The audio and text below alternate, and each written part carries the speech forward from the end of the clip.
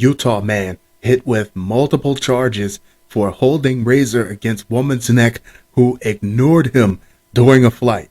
The flight from JFK to Salt Lake City is a little bit under 6 hours. It's about 5 hours, 47 minutes. So you mean to tell me this grown ass, but still somehow prepubescent man couldn't sit next to this woman for a few hours without thinking she was supposed to be his girlfriend for the trip? Nobody's obligated to talk to you, man. The same thing that was getting you ignored on the ground is getting you ignored in the air. A Utah man who threatened to slit a woman's throat on a JetBlue flight has been charged with assault. The potentially deadly situation occurred on November 21st when Merrill Darrell Fackrell, one whopper of a name, boarded a flight at John F. Kennedy International Airport in New York City, headed to Salt Lake City, Utah. Hello, my name is Merrill Darrell Fackrell. That's half the flight right there. You're not parched from saying all that? Fackrell was seated next to the window with a woman in the middle seat next to him. He tried to talk to the victim, who eventually tuned him out by putting headphones in and watching a movie on her laptop. Rightfully so. This woman was already in a bad spot because I just know this guy was giving off some very weird energy from the very beginning. But then you got to make a decision of, do you tell him, I'd rather not, or do you just completely ignore him?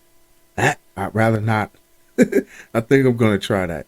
Fackrell then put a razor close to her neck and told her to pause the film. The victim's husband, she's sitting next to her whole husband while this is all going down, who was seated in the aisle, immediately got up to alert a flight attendant. Wait a minute. We don't know what would have happened if he would have switched seats with his wife, but he should have switched seats with his wife.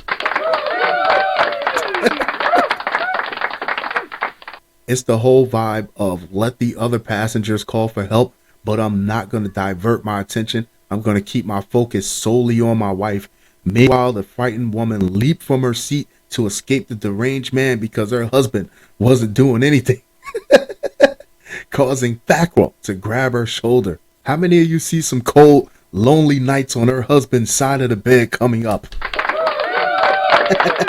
Another nearby passenger named Rob observed Fackrell holding the razor and forced him to drop it on the seat. Rob's a badass.